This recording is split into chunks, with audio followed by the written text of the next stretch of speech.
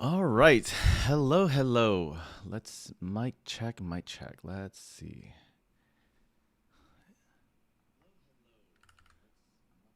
All right, fantastic. Looks like sound is coming through as expected and the setup is back and live. Hello. All right, let's see. All right, and I think we have everything up and running. That we do. Great. All right. Hello, everyone. Welcome back for those who have been watching the channel or following me on live stream. We're back. This is the Ben's Office Hour series. And so, for those who have followed my past work, I used to have a Build with Ben series, which was focused around basically like we would like start with an app concept that we had, we would build it together. And so, a little bit more like live coding with a little bit more intention.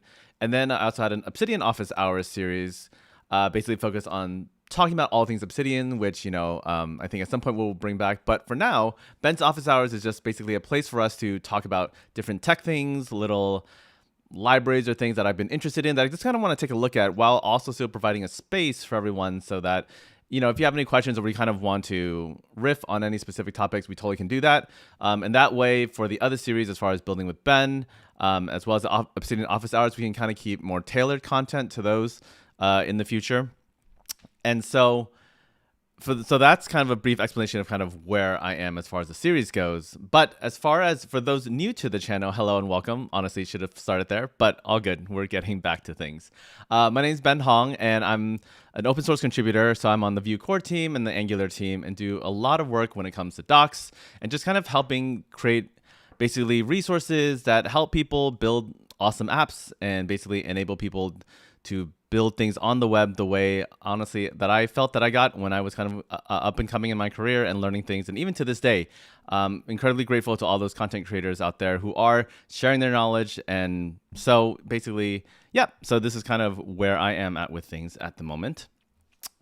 And so I guess honestly, to kick things off for this particular session, the thing that that's been on my mind a lot has been this concept of local first architecture.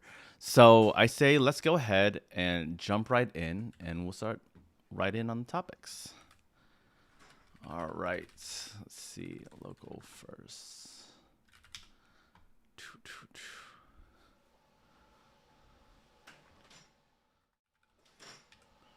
All right, so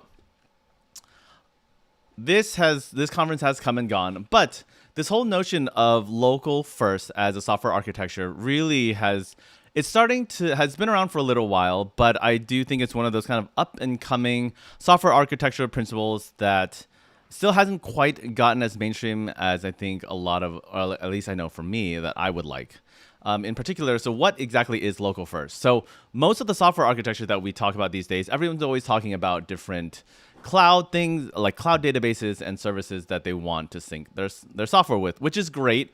But as a lot of us know, the problem with that is that when everything's cloud first, you run into the issue where what happens when you have bad network connectivity, or more importantly, like what if you don't want all your data to have to live inside the cloud, right? Let's face it, when computers were first being built, invented, everything was, it's, what's old is new and what's new is old kind of thing. We used to store everything locally. There was no internet. There was no storing things on the clouds. We had things called floppy disks, for those who remember that. Or we actually had, or flash drives, right? Everything was stored locally. And so granted, we don't want to go completely back to the point where we're not storing anything online, but to store everything online and then be completely reliant on it, honestly, as software engineers, we are always looking at ways to minimize risk and have redundancies. And so what better redundancy than to take a local first approach, which is essentially to keep everything as it sounds locally on your machine. You already got a hard drive, you got stuff you can store it on, keep your data there, and then, but also keep it synced in with your cloud storage. And so I think at first blush, when you're hearing that, it sounds like something really easy to do, but as a lot of the people here in the local first conf and the local first community have been exploring, it's actually quite complicated, right? Because when it comes to syncing data, that can be very tricky as far as race conditions and basically making sure that things are actually talking to each other and that the data is actually kept in sync in a way that, like, what happens when you lose connection for a bit? How does the system handle it locally? How does it make sure it talks to the database remotely when it comes online? All those sorts of things. So that being said and done, One of the things that I've been wanting to look at is as far as like finding ways to make this whole approach a lot easier for software developers, because let's face it, at the end of the day, when we're building things, if things are incredibly difficult for people to get started with, that can be tricky to do. And so one of the libraries, so let's actually take a look at local first libraries. I think there was a whole, let's see, Scott Tolinsky, yep, here we go, has like a whole article on it. And so I'll include this inside of the video later. And so there's a bunch of different libraries that have been exploring this. Actually, I think YJS was one of the first ones, and AutoMerge. And so for those kind of looking into sort of like the history of it, highly recommend checking out some of these libraries that are looking into basically how data can be merged between the two different sources. And more importantly, Local First Conf has their own YouTube channel. And so there's phenomenal resources here from particularly the first, whoops, let me go back. Go back. And so I'll drop this place again in the resources for those who are watching the replay. But this is the Local First Conf from 2024. And so it's got like a great series where you get to basically get and kind of an understanding of how Local First came to be, all like kind of where it's going, as well as some of the like sort of the future outlook. So again, this one here by Martin Kleppmann, that one, great talk. And then, you know, there's a bunch of great talks in here, but if I can also call out another one that highly recommended is this one from Maggie Appleton on home cooked software and barefoot programmers. Just a great talk in here. Just a great talk as far as just inspirationally from a philosophical perspective, and a lot of her vision for kind of what software engineers can ultimately do for the local communities when we're not thinking about everything being so generic that it can be done for everyone, right? I think that's one of the tricky parts of the big focus and push on enterprise software, which is great for the large companies that need it. But one of the great things about software is that it can be very, when we enable developers to do so, it makes it easy for them to then build for their local communities and then really create real impact in that regard. So many times, I mean, if we think about it today, if all our software is focused on being enterprise first, it means that when the local nonprofit, honestly, the local organization needs access to some sort of functionality, and you know that functionality is locked behind some big business enterprise plan, that is just simply hurting your ability for local organizers and things to really get the job done. And so she has this phenomenal kind of outlook on things. So highly recommended to check it out. Oh, hello. I see Dudeman here in the chat. I went to a Corey House talk about sync engines recently. Pretty interesting direction for front end. Yeah, absolutely.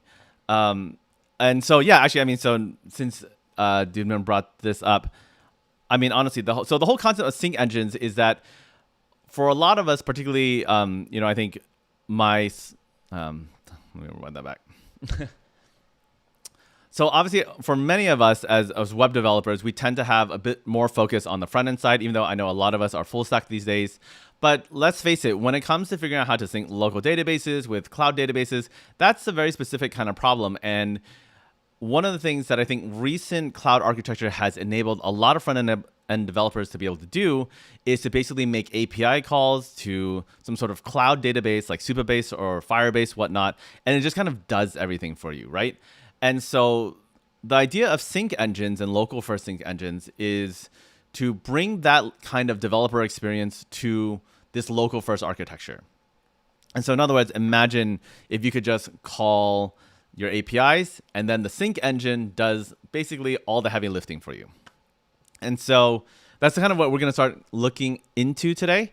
And so we're kind of getting a first look at a library called ZeroSync that has been on my radar for quite some time. Alrighty.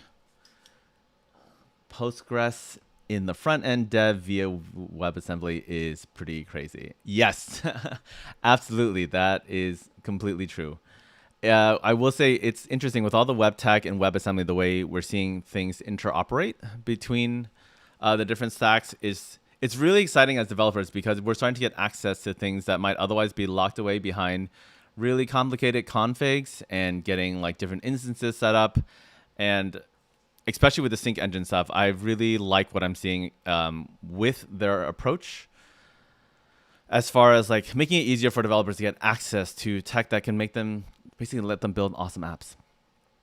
Okie dokie. So let's take a look at the Zero site together, shall we? Okay. So as you can see here, we take a look at this diagram. This is really kind of the whole idea, is that you have your web app, and via the Zero client, right, via the library, the WebSocket will allow us to talk to the cache, and then it'll kind of just do the rest for it, right? It'll change the server, it'll make sure the SQL is updated with PostSQL, and then do replication. Like, it does all that for you, and this part is like the heavy lifting, which is awesome. And so they're calling them hybrid queries, is what they're calling them. And so let's take a look. Okay, so I mean, here we go. Here we have the playlist. It's using a query function. I think this is inspired, or like, I think this code is from React, for those kind of wondering contextually. So it might look a little differently when we do it on the Vue side, but you know, fairly straightforward as far as use query. We've got a playlist. There are some methods that allow you to request it by certain parameters. OnStar, I mean, great. And then based on that, you can oh, here's like the update. Okay, so this is saying that when you star a particular track, that it'll go ahead and go inside of the Zero instance, Zero Sync. It'll mutate it, track update, and then it'll do its thing. Cool. And so this is the other thing that sync engines make me particularly excited for it, is that when you have local first architecture, it means that a lot of the changes are essentially instantaneous for your users. Rather than when you have the cloud first architecture, you have to usually click on something and you wait and you hope that the API call goes through, but sometimes it doesn't, and then it kind of rejects the change, and then your UI updates. And I don't know how many of you have dealt with that before in your apps. I certainly have, especially on like whether it's to-do apps or like, I mean, honestly, a lot of the web is reliant on those API calls being successful, when in reality, you really do want that ability to kind of tap and have like more of an actual native app-like experience that feels instantaneous. It kind of does this thing. And sure, yes, things can fail from time to time, but then you can figure out how to deal with that failure more in a graceful manner, rather than, I think when you do the API call, it does feel like a sharp, like a lurch as far as the user experience goes, right? Because especially if you're like, I mean, we take this instance of like a to-do list and you're checking stuff off. You're like, boom, boom, boom, boom, boom. Your brain is already like 8 steps ahead, right? Because you're like, I'm done. But in the event, for some reason, like the cloud database rejects those changes, at least I've seen some apps what they do before is they'll just, understandably so, they'll unwind they'll like kind of rewind it. So all of a sudden you're 8 steps down your to-do list, and then all of a sudden like the first 4, because they failed, suddenly uncheck themselves. And then it can be pretty jarring. And so, whereas with this, it basically says, okay, I know that the user wanted to check, like with the local first approach is that I know you wanted to check all 8 items. Boom, boom, boom, boom, boom. Locally, it says, this is the source of truth. We got it. It's good. And then again, I'm stating this at a very high level, but then it'll basically try to get the sync to work. And if it can't talk to the cloud database, that's okay. It'll keep your changes saved in the state that it's intended. And then later, when it manages to actually get the right connection, then it'll actually do basically the merging of data to make sure that things are updated correctly. But the thing is that this is all happening in the background. The user doesn't even have to think about it, which honestly, at the end of the day, that's what you want for your users, right? They shouldn't have to be thinking about whether their data is being synced properly. They just want to do the thing and then trust that, you know, whenever they have a reliable internet connection and they can connect to the cloud, then it can do all the syncing across devices, blah, blah, blah. But in the meantime, you can trust the fact that what you have locally will actually retain basically the state changes that you've made ultimately at the end of the day. So Zero here, it looks like where Zero really shines. So yeah, so Linear, for those who haven't heard of Linear is a project management app that is largely centered around software engineering, but you can always cater it towards whatever you're using. They have a great free plan if you want to test it out. But for those looking for like a kind of, I hate to say like, well, I just say this because most of us have used it. If you're looking for the Jira-like experience or like Asana where you want to plan, but you also want it to be, I don't know, kind of have like a fresh take on it, Linear is really good at that, and it integrates well with GitHub. and all that. So Linear here is a great example where you might be planning a project, you're creating issues, you're updating statuses. Sometimes you're on a train and you're doing work, or you're on the plane for that matter. And as for those of us who have flown a decent amount, plane Wi-Fi, not incredibly reliable. So the ability to just know that you're working on your Linear project, and then by the time you get online to have everything sync, it's just a huge peace of mind to be able to have that. And so, so Linear, Superhuman, and then so this is Superhuman Email. So this is a client I've used as well. I enjoy using it a lot, but I know that some people would probably find the pricing might be a little bit prohibitive.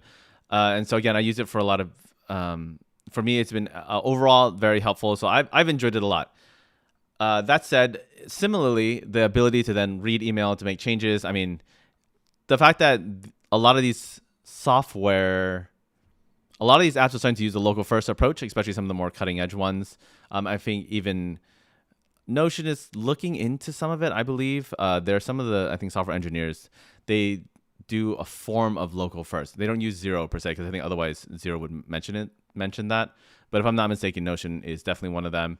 And of course, silly me, as I'm talking about all this, Obsidian, which is my note-taking app of choice, also has a local first approach as well, where they have arguably what I think is in some ways the most ideal in my mind, which is that like your local first data are your actual files, your markdown files. And granted, I understand that not every application can do it this way, but I happen to love the transparency that like it's markdown files, you see it, you know what it's like. It's not serialized in some way that's unreadable. And then at the end of the day, you can, if you hook it up with like a Cloud Sync, like their actual Obsidian Sync service, which I do use and pay for, then it'll do its thing and sync it up. But otherwise, like it's fully functional locally. You never have to hook it up to the internet. It's fantastic. Let's see. We also see Convex and TanStackDB are also mentioned for local first. Yep, that's true. Good call out. There was a local first, I want to say, let me see. Do I have, let's see, local first dev. There was a whole site for all the libraries that I once referred to. Actually, it might have been local first community. Is it? I think it's this. No, it's not this one. This is the lo-fi. Yep. Okay, this is actually, I think this is what I'm thinking of. So yeah, so this here, a shout out to the local first community here. They basically host a bunch of meetups and stuff and talk about various things. So I'll make sure to include this inside of the video notes for those looking for additional resources. Yep, and then, yeah, here we go. So here, I think this is the graph I was looking for. Yeah, so you can see here, we have different kind of storages that are kind of take this approach, sync, collaboration. And so that's just it. Like storing your data locally is one bit, but then syncing it is another. And then just getting it all to talk to one another. I mean, these are just different dev tools, but sync is obviously a complicated endeavor, as anyone who's done like software engineering for that stuff will attest to. When you're talking about multiple clients in the air, like accessing things at the same time, sync is just it's a tough thing to handle. So I'm very grateful for these library authors who are working on this problem so that I can focus on other things, right? I think that's one of the things I've loved most about working in the web world, because web in particular, I think, has been one of the most collaborative. I think just the nature, right, of it being the web, the internet. And so the fact that these libraries are enabling us to build on top of each other's work, obviously, as always, I'm a big believer in giving credit where credit's due. And so the fact that there are people who are much smarter than I am who can like solving these problems for sync, like that's great, because then I trust them to do that well, and so that I can do other things that I do well. So yes, shout out to everyone working on the local first community. Okay, so all that to be said and done, we've talked a bit about we're talking about sort of philosophical things regarding local first, as well as sort of my personal take as well. And so that said, I mean, we've done all that. I really think we should take a look at some code and actually play around with it. So, all right, as always, we start with the docs. cool. So we're just gonna do a quick start. And yep, let's just start from the very beginning. So usually I would, oh, let's see.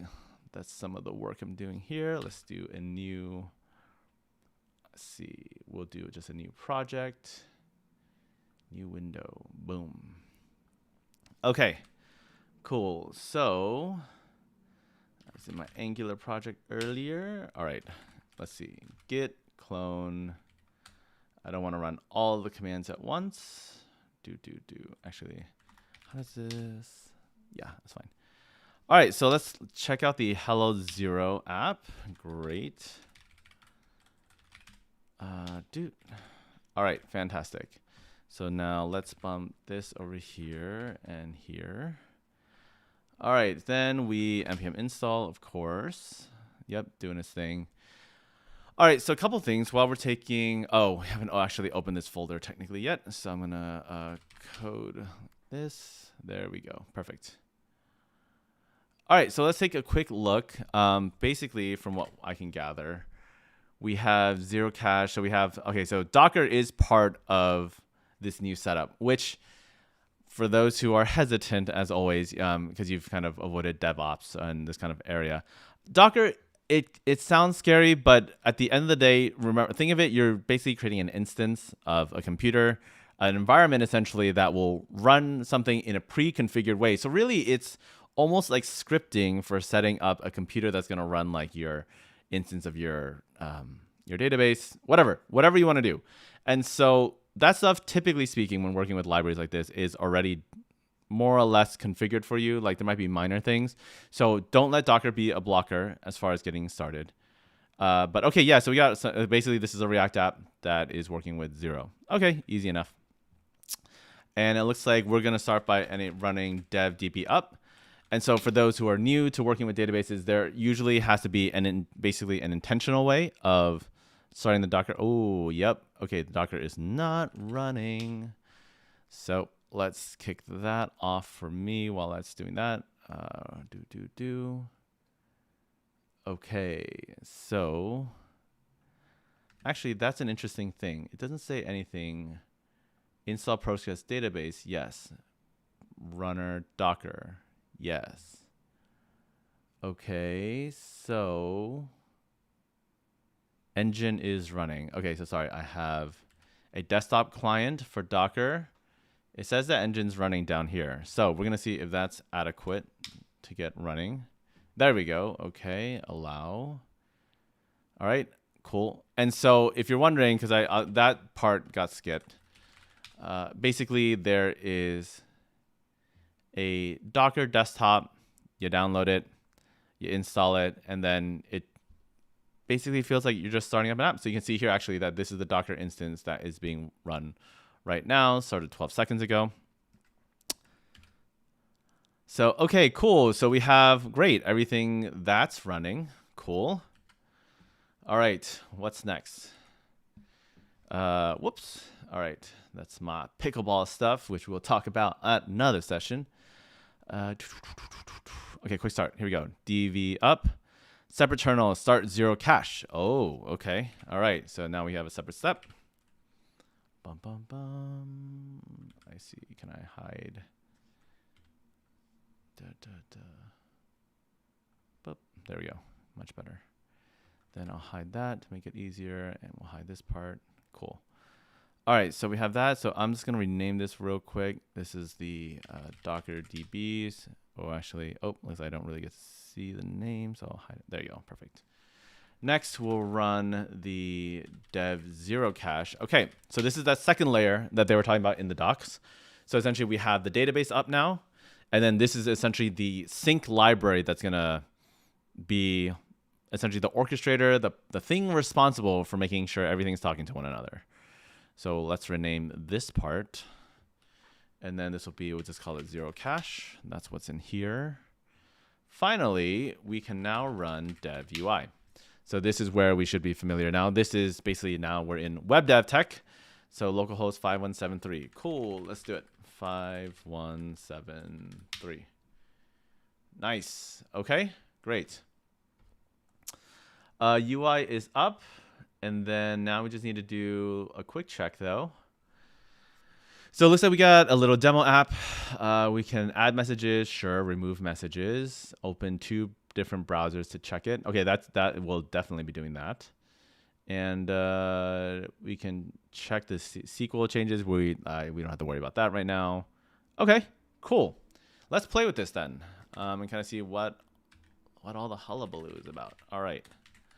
So let's see live sync in sequence. So we can add some messages. Oh, I mean, they weren't joking when they said you have to log into delete.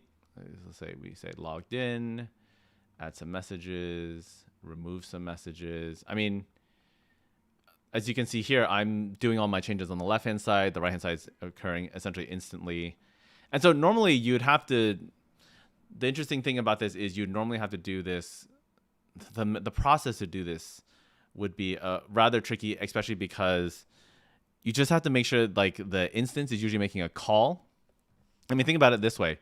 If we take a look at this side over here, if this was like a standard web app, when you normally make a call, you would add a message, right? But then in your other instance over here, normally you're not just constantly checking for messages, right? That would be expensive. There's a reason why we debounce things and we only try to like do performance operations, or sorry, we try to do certain operations within certain time limits because you don't want things just constantly running. And so the fact that we're able to essentially mutate the UI and that the sync engine is just responsible for just making sure everything's talking to one another, and then it just works. I mean, look at this. This one's logged in as Eric. This one's now logged in as Alex. And so the fact that, oh man, it just works. Even though they're 2 different instances. Apparently we can inspect stuff. What are we inspecting? Do. Let's see. Do open DevTools console tab. Oh, to do the inspector. Whoa. Okay, I did not expect this. Yep. Okay.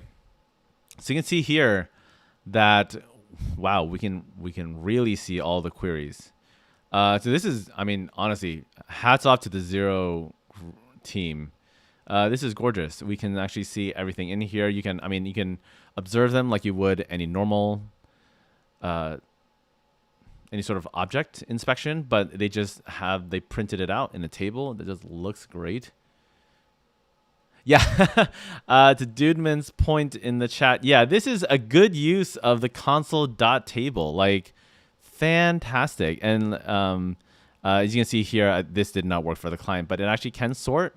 So, I mean, the easiest one would be here, right? By sender ID, we can look at it. I mean, this is great. Like, this looks good. This is what, honestly, this is inspirational from the perspective of just like, oh, this is like what you kind of want. So you send to see pretty pin table, live dev opens and click inspect again. You gotta love developers who just being transparent and when they're tired. And so if if you're listening to this, not watching for whatever reason, there's this big sorry, this is so ghetto. I was too tired to make a debug dialogue. No, again, to whoever made this, thank you. This is great. Awesome. Okay, so again, normally you'd have to sync, do all this stuff yourself, but it just works, which is very cool. Oh, cool. If I hold it down, it'll repeat it. Oh, that's actually a nice little UI, that's a nice UI pattern, so an interaction pattern for just letting people populate something real quick rather than me like spamming and clicking it. I can just hold it, and then you just get all this stuff.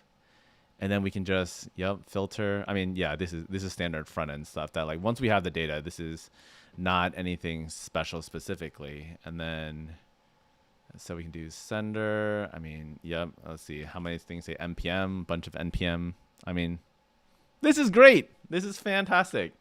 Oh, this is exciting. Okay, cool. So we have that. We logged in, the remove button works. Yep, we see how it changed. We added filter from contains. Oh, interesting. Notice that the filters are fully dynamic and synced. So in this particular case, I did not actually pay attention to that. But they're right in that normally, I mean, granted, I don't know if you would actually normally want that. I guess, I say normally. Depends on your use case. Typically, if I'm logged in as Alex, I'm probably going to be looking for my own stuff. So I'm looking for tarball. Oh, that's good. but then open another tab to see them all. Yeah, but I already had them all. So why are they saying it's synced though? Are they saying that if I log in as Alex, let's see, will it give me Alex? Refresh. No, that's not it. Add a filter using from and contain control. Notice that filters are fully dynamic and synced. I'm not sure what aspect they're saying is synced, but I'm not necessarily seeing that. But again, I think that just maybe the docs means something else, because it does seem to be the same 5173, 5173. Yeah, logged in as Alex. Again, unless there's another Alex user, but I don't think there is, because we looked. So again, yay for beautiful tables. Yes, thank you. When we take a look at the users here, there's only one Alex, so there should only be one user ID. So I'm not quite sure what they mean by synced for as far as filters and contains. But again, I don't think this is like a bug by any means. This is, maybe the docs means something slightly different. And so if in case you're wondering, so cases where you might want to have something saved across views. And so in the event, like, you know, again, let's say we only wanted to see messages from Alex like this, you know, for those instances where this would definitely be helpful, right? Where you, once someone says, okay, this is like the view that I want everyone to see. One that example that comes immediately prominently to mind is when you're looking at project views and you want to save it for like a specific team so that it filters for, so every time you go to a specific team page, it, let's say, again, it filters all of, again, for whatever reason, we like, this is Alex's, all of his messages, boom. And then we want everyone to see the same thing. That, I think, is an instance where you want that to sync, because then, like, say the project manager, engineering manager, whatever, has a very specific opinion or framework they're using so that everyone sees the same thing. Cool. That's one thing where you want it to sync. And then, as I was saying, the times where you doesn't make a lot of sense to sync, I would say is an example of, like, in this particular case, where an individual is probably just filtering through for their own usage. And so it doesn't make sense to apply that to the entire team if, again, let's say per the documentation choice of words, theoretically all the users would see the same views and the same search at the same time, and I don't think that's what you would generally want. So anyways, cool. All right, props. Great demo app on the team's part. Okay, so that said, let's see. Deployment is something that is, I think, probably not going to have the time to take a look at this part for this particular stream, but I do want to talk about it briefly, because for those of us who are familiar with just deploying app, especially nowadays with the sort of single-click deployment via Netlify or you know, Vercel, Cloudflare, you know, knowing that, I would be lying to you if I said that it's going to be as straightforward as that, right? You don't just say, oh, here's my Vue app, push it up, here's my npm run build, send it out. Slightly more complicated, because at this point we are talking about having, as we see earlier in this introduction, in this diagram, oh, well, it's not in this diagram, it's in this diagram. You kind of got 3 layers now that you kind of ultimately have to worry about. You need something that runs your web app, which is typical. That's nothing too crazy. But then you also need something that can set up the zero cache instance, just like we did in the side of the terminal, as well as basically the server that allows you to talk, and then obviously your instance of the database, in this case, Postgres. And so as far as deployment goes, that's something that I have to be completely upfront, is that's what you're looking like. You know, I would say that it sounds like an obstacle, like this other thing that you have to do. But again, the ability to leverage this kind of technology and to get the kind of user experience that you ultimately get with a local first approach, I think, I mean, it's like anything else, right? When web dev first got started, things were a lot simpler. As far as, like, for those who remember, you used to literally just modify HTML files directly, CSS, JavaScript, and you literally basically just drag and dropped it onto a server. That was basically most people's deployments. And so granted, while there was a simplicity in that, there was also, there was complexity, because, you know, for those who never had to deal with that, it meant that if you didn't like do specific hashes, appended to your CSS files, for example, if you made a change, on your main.css and then you submitted it to your server, there was really no guarantee how long it would take before your changes would show up on a user, especially because you don't know how things are propagating, what things are being cached, et cetera, et cetera. And so, we've for most of us, especially for those joining us in the tech world, and I don't know how many years, it's actually been probably quite a few, build tools and stuff are a natural part of things that we had to learn. And so, yes, there is complexity in that as well, right? Because sometimes there is what ultimately seems like a bit of black magic as far as what's going on underneath the hood, because they're doing all this minification and then they're doing hash mapping and then blah, blah, blah, blah, blah. It's a lot. But there's also a ton of benefits from like it works the way you expect it to, right? And things don't break and things are reliable. And so it's, again, pros and cons, trade-offs. These are the things we deal with as software engineers. And so I would say the learning curve to getting started with something like a zero thing, I think will ultimately be, will it require some additional learning? Yes. But is it such a high bar that it feels like you have to go learn an entirely new field? I would say no. Because again, I do think the teams are working hard because, again, I think web dev as a whole has come to experience let's call it a way of life. When as far as like we see with this, it will actually, honestly, let's take a look at some of the code of how some of this works. And again, this isn't Vue, but again, all the JavaScript frameworks are essentially cousins of one another. So let's just take a quick look. For example, like as you can see here, users use queries, so z.query.user, cool. I mean, let's see. Where's the add button? Let's see, add messages. Okay, here you go. Here's the add message button. It triggers basically the zero instance, which is basically shortened down to Z. And then it's inserting a random message to said users with said mediums. Cool. Oh, I see Thesis 500 in the chat. Hello. Yes, it has been a long time. Happy to see you in the chat. Okay, so yeah, I mean, honestly, when we're taking a look at this code, and you can see here, you see that it's on trigger shift delete, login delete. If it does, cool, random integer delete. I mean, this is the way of life of the web, right? We're not looking to overcomplicate things. We want things to be declarative, easy for people to understand.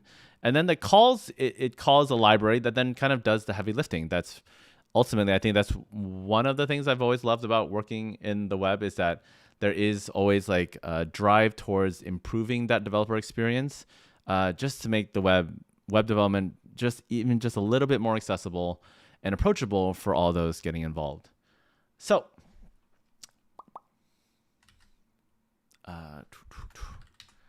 okay, so we've seen that. We take a look at the code. I mean, the repeat button, I mean, is there anything particular? Hold down, delay 300 milliseconds, sure. Repeat button, sure. It triggers a ref, sure. It migrates on prep. Wow, what is all it? Okay, a bunch of events, props on mass down. Yeah, it's always interesting looking at how code is authored in different frameworks, because obviously it can look a little foreign. Button props expense component props. Huh, neat. Okay, so yeah. Anyway, so we were on the topic of deployment, and let's see. Thesis. Am I now YouTube streamer only? No Twitch. To be honest, so that actually was a big, I guess, like a discussion point in my head as far as like whether I should continue streaming on Twitch versus YouTube. And so at the moment, what I landed on was that since most of the recordings were ending up on YouTube anyhow, I figured that it would be easiest to just live stream directly on YouTube. Granted, if people here obviously have any thoughts or advice as far as that goes, it's tricky because I think Twitch does have like that kind of built-in live streaming community, and it does like the alerts and stuff. And so I'll be honest, I can't say I'm completely sold on one or the other right now, but I just figured at this point, I figured the most important thing was to just start streaming again, start talking about stuff, and then we kind of refine the workflow going forward. But Thesis, if you have any thoughts on that or suggestions, or if you prefer Twitch and curious to hear your reasons for that, I would definitely love to hear from it, because sometimes when you're doing research on your own and making these kind of decisions, it feels like you're a little bit in a black box and you're trying to figure out all the different data points, but certainly would be nice to hear from some of you if you have a preference as far as whether it's on YouTube or on Twitch. And of course, why, obviously, because that would definitely give me more context as far as making an informed decision. Okay. Yeah, these are a dual stream. Okay, you know what? Yeah, that's fair. That way people can kind of choose the platform they want. Okay, yeah, this is good call. I will take a look to see kind of how to get that set up. I think OBS doesn't make, I want to say I might need a third party to do that. But anyways, that's a problem for later. Thanks for the reminder. Yeah, that's actually a great point. That way, well, I appreciate it, Thesis. Yeah, I think the dual. No, you're right. The dual. Why? Again, this is why it's great. Like whether they say the old rubber ducking technique, and so you're right. I could totally just stream to both and just have the recording sit on YouTube, anyways, and that way people just know to kind of go look at that. Because one of the things I like to do as far as roadmap goes is to actually do some more sort of tailored edited videos. So that's why I figured the live stream kind of format works a little bit better on YouTube. For those who don't know, YouTube separates your live stream content from your video content. So in case you're ever looking for this online, this is on the live tab. And so I've always kind of thought that kind of hurt discovery, because I was like, oh, well, then people looking for my videos won't find the live stream. But particularly for this kind of format, for Ben's office hours, I do find that I think the live stream will actually work really well, because then what I found was that when I would post certain live streams on the video side, there were some people watching who I think expected a little bit more curated, edited content, where I have like a specific goal in mind. There's kind of like more concrete steps. Again, a little bit more edited and polished, which is totally understandable. And I do think there is a nice information architecture, or like kind of like a framework for people to follow if it follows that way. So I'm basically working my way step by step to kind of getting that set up so that people can know what to look for when they're looking for specific types of content in that regard. Okay, cool. So I think that wraps up the deployment bit. I think it was a quick divergent on that aspect when it comes to deployment. But as you can see here, there are guides for doing so. Granted, I haven't, again, when I say first look at ZeroSync, we are looking at it together. You're getting some first impressions, like genuine, none of this is scripted. And so, again, at first glance, as someone coming from the one-click deployment of web apps, this does look a little intimidating, because you're like, oh gosh, I have to create a Postgres app. Then I have to, again, take a look at this one for Fly, right? You got to see the database, then create the zero cache, publish the zero cache as you figure out deployment. It's a decent amount of work. So it looks like this is just like another additional a bit of learning curve on top. But I do think for those of us looking to build software, especially when perhaps honestly the most exciting thing I believe, and this is like a callback earlier to when I was talking about Maggie Appleton's talk, is as software engineers, if we can start taking more ownership over the tools we're building for our communities, like being able to build like a local first app like this, like you can imagine, especially for like running events, running community activities, where like, again, like you're running a tournament, again, like, like I have gotten way deep into pickleball, and that's a topic for another time. But like, a lot of people are looking for, like tournament organizing apps, and like, so there are obviously a lot of people looking to get into it because it seems like there's a lot of money into it. But then honestly, there's something to be said about like a small open source like tournament organizing app that like, this could be a fun project to do once I got familiar with this. But then it just allows people to just do a very small instance. They do it for the local community. And then, because again, a lot of these are community organized. They don't have a ton of funds. So then you just kind of enable those people to still have those really organic connections and experience with one another without the roadblock of finances, which honestly I do think is one of the downsides of so many software just kind of taking on the enterprise financial model, which again, nothing wrong with it. I just think it would be great to put more power back in the hands of our local homegrown devs to kind of build and enable their communities to do great things. Oh, yeah. Doom here in the chat off topic. I'm excited to see your take on Obsidian bases. That is going to be the very first thing I'm covering once I bring back Obsidian office hours. I think I just need to find a time slot that would work well for me on a consistent basis. I think, for now, I think the Wednesdays are going to start with the Ben's office hours, get things back in the groove. But then Obsidian bases, I mean, honestly, since you're here live, we'll do a quick detour. I will say Obsidian bases are phenomenal. Like, what a great choice by the team to focus on that feature, because I do think when most people were comparing Obsidian with something like Notion, now granted, for those who don't like Markdown and stuff and found it too configuration heavy, Obsidian was never going to work for them anyways. But I knew a ton of people who wanted the Notion database functionality in Obsidian, but they didn't want to necessarily deal with like data views and stuff. Because I'll admit, even as someone who writes a lot of my data view queries by hand, it's a fairly intensive process, right? And if you accidentally break something or you forget the syntax, like, it's a decent amount of work. And so Bases, I mean, has been like essentially a godsend, I do think, in that regard, for giving people this really beautiful way of organizing and managing their data. Because I do think, as much as the connection piece of Obsidian is great, like I love the linked mapping, and all that stuff.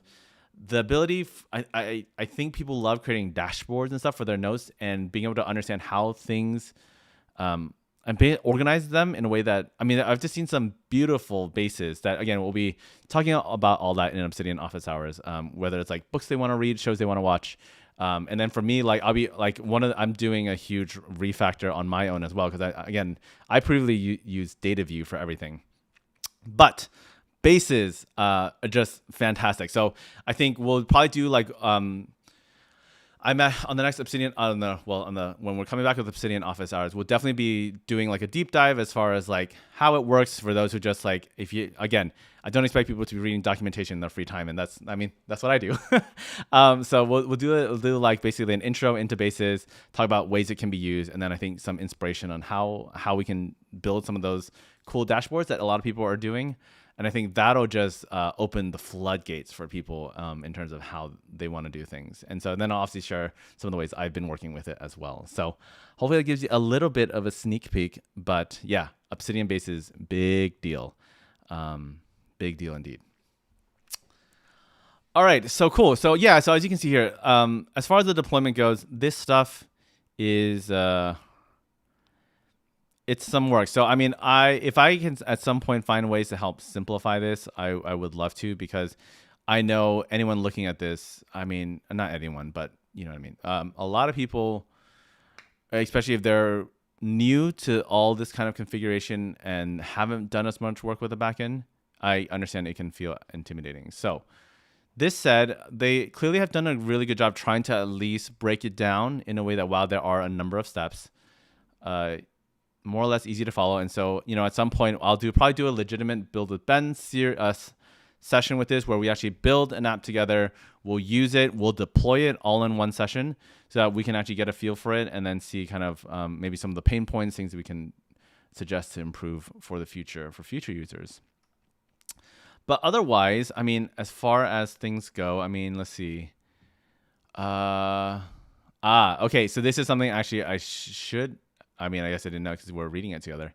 So it looks like offline reads are but not writes. This is interesting. Accepted by 0 and sent back but we plan to disable it. Oh, so I was right. Okay. The lack of offline writes is often surprising to people familiar with sync engines. Oh, okay. This is interesting. I think it sounds like this office hours, we're going to end a little bit on exploration into this concept of writing. Because I gave a whole pitch on one of the things I loved about local first, the ability to write and all that stuff. But this is kind of an interesting thing from the Zero Sync team, which I know is very informed on this topic. So let's take a quick dive together.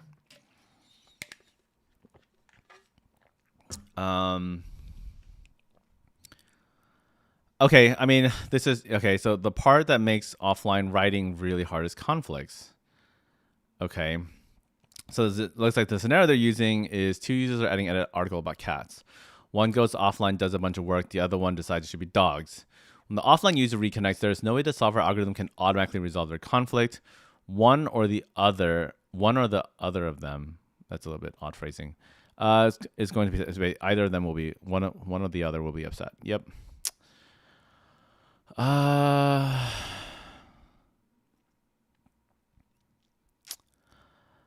People work on sync engines and relate to often say that offline is just extreme lag, but that's only true on a technical level. At a human level, being offline for a few seconds is very different from being offline for a few hours. The difference is how much knowledge you have about what your collaborators are doing and how much work will be lost. The only way to support offline writes in general is to either make the logical data model append only, support custom UX to fork and merge conflicts, only support editing from a single device. None of them is free. Being offline is good UX. There's a schema problem. The server and the database can diverge arbitrarily. Yes, understood. That makes sense. And there's a sync engine problem because the client can get out of date while offline. On reconnect, the app might load a new version of the client.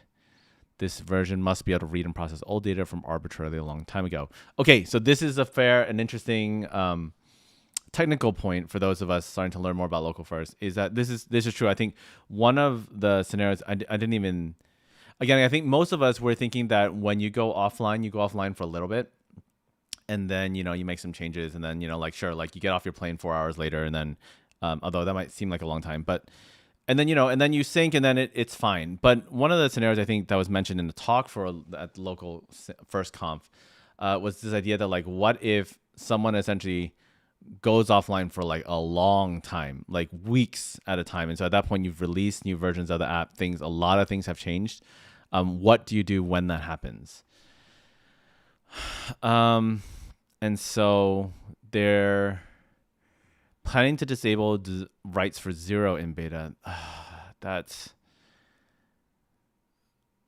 okay. When 0 loses connection to 0 cache for several minutes, it will enter a special offline mode. In that case, all writes to 0 will throw. The reality is that for most the user is online. The vast majority of the time, the cost of support offline is extremely high. There's experience making the online experience great first. That's interesting. Because then it's tricky because if offline writes are disabled, I guess it's still a form of local first because all your data is still local, and everything you get the instantaneous saving and all that stuff, which is still the essence of local first. But I guess this is where. Really, I mean, again, I don't know.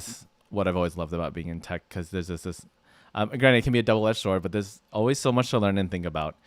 And so local first clearly has a spectrum. And so the spectrum of local first here goes to show, and especially when reading this through the docs, is that offline first is then, I would say, arguably the most extreme version of local first. In that if you never connect to the internet, your app always works. And Obsidian is the perfect example of this. If you never connect to the internet, Obsidian will work. It syncs I wouldn't say it syncs to other devices, but it's synced in the sense that like the data is there, it works, and you can write, you can save, you can update. It's great. And then at the opposite end of the I guess, I don't know if that really works. And at some point, obviously, this would have to be a blog post. But I guess the least version, I don't know, the least local first thing. Okay, I mean, the least local first thing is to not be local first at all, which is something to be online only. Meaning that if you do not have internet connection, your app does not work. That is the complete opposite end of the spectrum. But in terms of like, what's the bare minimum to meet the local first? It looks like I guess it's maybe the 0 approach that we're talking about here, where ultimately the online is still important, critical for full functionality, because as we can see here, again, assuming your application requires a writing mode, right? And you're not just ingesting data. Like, for example, you're not just like an RSS feed downloader that like you're just pulling stuff off and then you're just like going through. But even then, even in a time like that, it's interesting to me because if I'm reading my articles on an RSS feed, the changes do need to be made so I can indicate that like I've read an article or that I want to favorite it, that I want to tag it. And so it's interesting to me of this case because it means that like any app made with Zero at this point, if we're saying that once it loses connections to Zero Cash for several minutes, it'll be offline mode and then all rights will throw.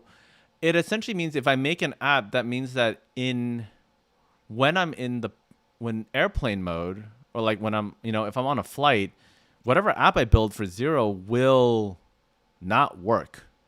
Ultimately, like you can read and check it out. I see a comment here in thesis. I think that's my struggle here. So the comment here is the world is so tired of always being always online. We should start building our apps online first. Yeah, I mean, that's what really makes me excited about the local first movement is that it can be, or I'll use, it's a little bit of a judgy word, but I'll say should be online first because of the fact that I mean, even if we were to we don't take the sentiment that like we're online too much and we could use some disconnection. Let's not even take that sentiment. The reality is that we do not have reliable internet everywhere we go. We are far I don't want to say far, but like it seems like it's going to be some time before we can say wherever I walk there will be internet. I know there are some cities in the world that have that infrastructure, but like let's face it, there are a lot of places on this planet that have not been I don't know how do I say this. Like you just don't have signal, all right? You go hiking, you're going to the cabin, you're driving through the country, the signal just ain't there. Like, or weather gets in the way too, right? We talk about all this stuff, that can affect tech. And so, okay, that's a little disappointing to read. Again, I want to be very clear. I understand where the team is coming from, and I think they bring up excellent points. It's just a little bit sad to learn about.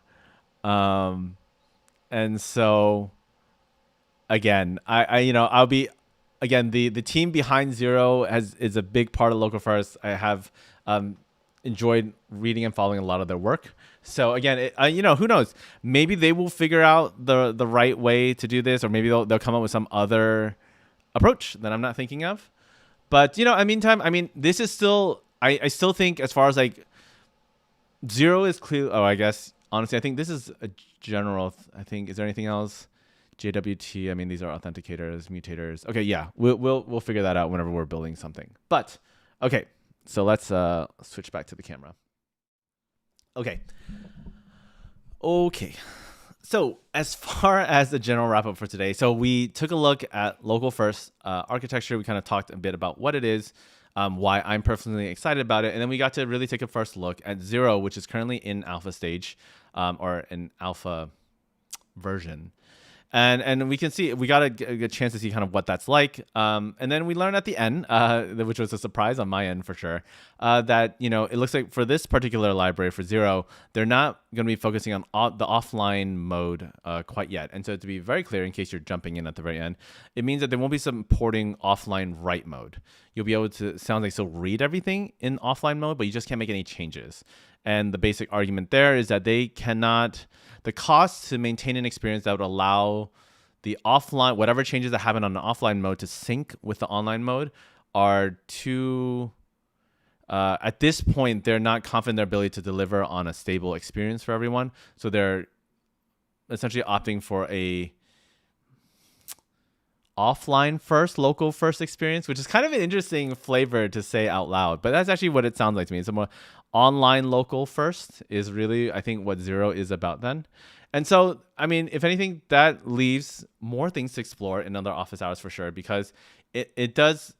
My question then is, in the event we want to be offline first, how can software developers explore that and build their app so that it can be done in that way?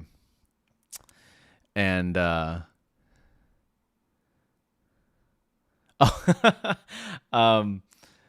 I just saw Thesis' comment. Earlier, I was doing a little bit of a rant of examples of where internet is just not always reliable. And so one of the ones that thesis mentioned is that you can walk into an underground cafe in the middle of a capital city and you are without internet connection. Yep, that definitely experienced that before. I mean, the number of times you run out of cell signal in like a place you really need it, even though you're in like what you perceive to be like a populated area that you would think has like infrastructure for good signal and service. Just sometimes it's not there for whatever reason, right? The alleyways are prevent, like I learned, right, random trivia when I was visiting the Google campus in Mountain View, that there's like a building they have, and I don't remember which one, but it had like a really interesting roof. Like imagine, I can't picture it perfectly, but like imagine if the roof were laid out with like hexagons or something. It's like a dome, right? But it has like different shapes. And apparently, again, it's a beautiful building and it's like a cool architectural concept. But apparently, one of the things that happened as a result of that building's design is that, for like, again, I don't know the exact science behind it, but essentially the way the building was architected, the roof was causing the wavelength of the Wi-Fi signals to basically get like canceled out. So they had this weird issue where like you could not get Wi-Fi or cell signals, something like that, and that they had to basically go and figure out because of the physical constraints of the building. Because I mean, let's be honest, we talk about tech sometimes a little bit like it's like, I don't know, like magical energy that we can just send randomly or we receive, and in reality, it does like data being sent out via wavelength. Like it is science at the end of the day. It obeys the laws of physics, and so sometimes you have these happy little or funny little accidents where a physical architecture of a building can actually end up being I don't know, an antithesis to the technological thing you're trying to do, which is funny to me because I think that was like it was like a conference hall or something where people would generally speak and stuff. And so, especially nowadays, most people need an online connection when they're doing demos and stuff like that. And so to think that like the roof, because of the way it was architected, was like interfering with like signals and stuff, I thought was a very funny thing to learn about. So anyhow, all right. Well, I think that's a wrap for today's Ben's Office Hours. Thanks for Thesis and Dudeman. Shout out to y'all. Thanks for joining, catching up.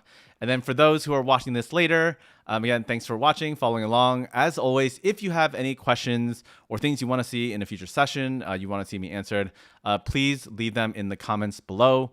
And then I'll be sure to get back to them. But otherwise, you can always find me online. I'm particularly active on Blue Sky these days. You can find me under Ben Code Zen. And then, whether if you have any questions, you can also find me on LinkedIn as well under Ben Hong. But otherwise, yeah, it's been a blast. I'm happy to be back on camera again. And until then, I'll talk to y'all later. Bye-bye.